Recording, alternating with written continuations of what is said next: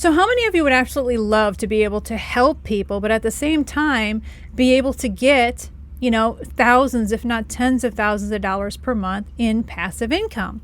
Well, there is a very unique business that I'd like to share with you where you could do just that. You could be helping people, but at the same time, you could be making thousands of dollars per month. And even better, you don't have to put a huge investment up front to be able to make this business work.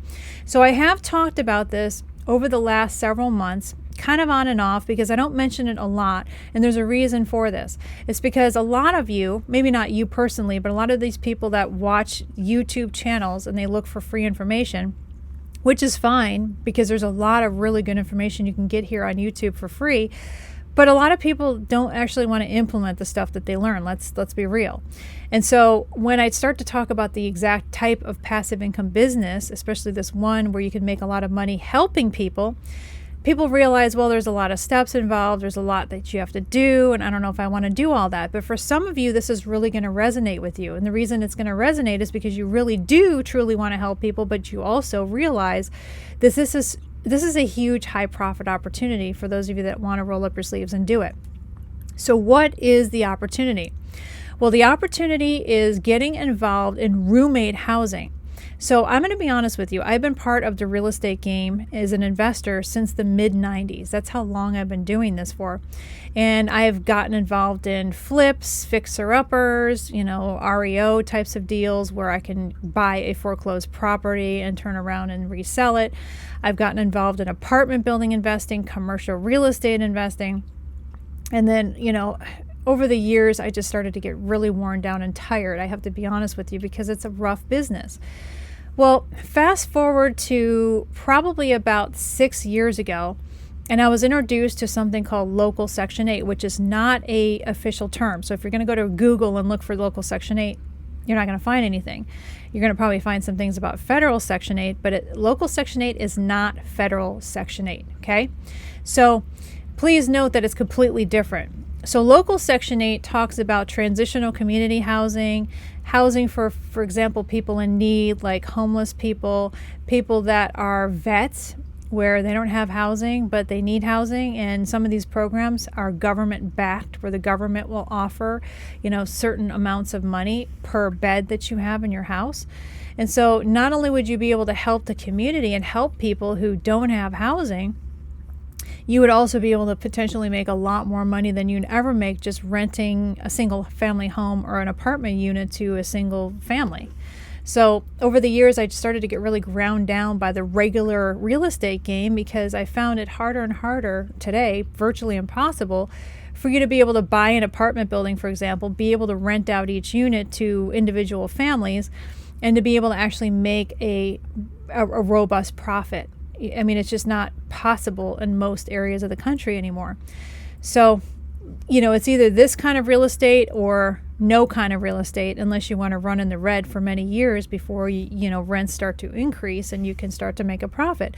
Large conglomerate multi-billion-dollar insurance companies can back up their assets by putting money into long-term assets like commercial real estate, for example, to balance out their spreadsheet, their general ledger, to be able to potentially offset for any losses in the future on insurance policies. So large billion-dollar companies can afford to buy large apartment buildings, for example, and sit on them without a profit for many, many years because they know the future they have like a different strategy that they're using. Well, that's basically your competition now, which is why a lot of investors, mom and pop investors like you and me, are not able to find the opportunities that we've once been able to find back in the day unless we're buying minuscule, tiny little properties like a fourplex or a sixplex or something that a large conglomerate is never going to want, right? So once I realized that it was just very difficult, if not impossible, to find properties, because when you're finding properties that small of a scale, the profitability is just not there because you're not buying in bulk anymore. I mean, a sixplex is different than, 60 units or 600 units, obviously. So, the real estate game I thought was over for me until about 6 years ago when I discovered transitional community housing. Now, I know some of you are like, well, I don't want to deal with people that are, post-incarceration or post, drug or alcohol, rehabilitation people. You don't have to. That's the beauty of this whole thing, is that there are a lot of government programs who are trying to support people who are in, homeless communities, or people that are in shelters, or people that are veterans that need housing. And they're able to offer up a certain amount of money per bed in your home. So say, for example, you have a 6-bedroom house. You could put, as little as 6 people, so 1 person per room, and upwards of 12 people or 2 people per bedroom. And there are government programs in different jurisdictions across the country, different states, because it comes from the federal government down to the state level, and the states usually pick up those types of programs in their departments. And then they will pay out per bed. So if you have 2 people in a bedroom, then you can potentially make way more money than you ever would make with, a regular traditional rental. So it's an extremely profitable business, but you're helping a lot of people, getting people off the street. And then, of course, you can one-up it. So you don't have to offer services. This is what we call level 3, level 4, where there's no services. You're just basically offering them a bed and a roof over their head. But if you wanted to get into you want to basically crank the volume up and be able to get into something that's more nuanced, where you can make a lot more money, you can potentially get into assisted living, for example. Now, of course, there's a lot of medical that's behind that. You have to have different doctors, nurses, etc. Qualified people go in there to do different services. But, please note that it's definitely something that's possible for you if you're in the medical field. Now, forget about all of that. So you're like, Monica, this just sounds way too complicated. I don't know if I want to deal with any of these types of people. What about just roommate housing, period? So, for example, when you go to roomies.com or roommates.com, you can find a lot of going rates in your area for what rooms are going for in your area. Now, the idea is to get yourself a 5 or 6 bedroom house, okay?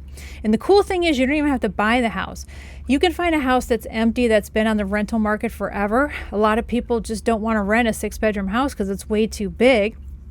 So there are some of them that have been sitting on the market empty for a while. Somebody's got holding costs on that property. Somebody's got to be paying a mortgage, utilities, insurance. Somebody's sitting there on that house trying to pay all that money. And so if you come in and say, hey, I want to rent this house, but I'm going to have roommates. You don't say that you're not going to live there. You just say, I want to rent this house and I'm going to have roommates. You can rent that house, and you just make sure that there's a sublet clause, because you're going to have your roommates. Just say, I don't know who my roommates are going to be yet, but I'm going to have roommates in this house.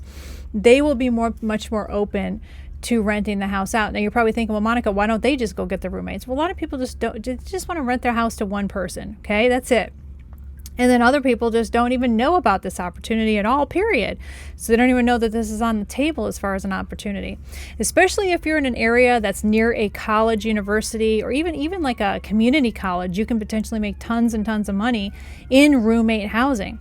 So you can, again, rent a 6-bedroom house, something that's been empty and on the market for a long time, and you could turn around and rent those rooms out. And you can find out what the going rate is on places like roommates.com, roomies.com, etc., just to see if there's profitability there.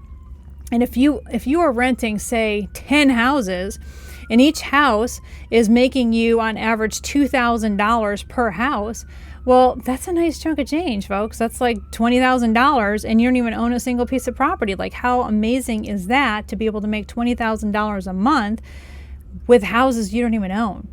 And so there's a lot of flexibility to where you can get these houses, what we call like rental houses, rent to own. You can even also do what's called subject to. If you want to know more about that, just go down below. I kind of do like a longer crash course on exactly how subject to works. But basically, roommate housing is where it's at. That's where the money's at. So we do a lot of our housing projects over in the greater Detroit area. This is one of our flyers that we usually pass around, but we work with a different kind of people that you might not be interested in working with. So these flyers usually go in like halfway houses, and we have a smaller version of this as well. It looks like an oversized business card that people can take, and they can connect with us if they're interested in housing. Because a lot of people that are in halfway houses, they don't have any housing lined up and they're going to get kicked out of the halfway house after a certain amount of time. Many of them are required to work. Many of them have a probation or a parole officer, so they're not messing around. And you can usually either put one person per bedroom or two people per bedroom, and it's basically just a transitional home just until they're able to make and save enough money from their current job to be able to get, maybe their own studio apartment or something one day. So again, this is really profitable as well, but it's not going to be for all of you. Many of you are not going to be like, well, I don't want to, you're going to be like, I don't want to deal with people that are coming out of a halfway house. Well, you don't have to. Deal with roommates instead. Deal with student housing instead. There are a lot of other opportunities that are just as profitable, if not more profitable, just by thinking outside of the box. And again, you can rent all of these properties. You do not have to buy any of them until until you decide you like the business or you start getting some really good cash flow. Okay. All right, so hopefully you found that this was useful. If so, give me a nice thumbs up, subscribe to my channel, drop some comments down below. This is Monica Main signing off, and I will see you in the next video.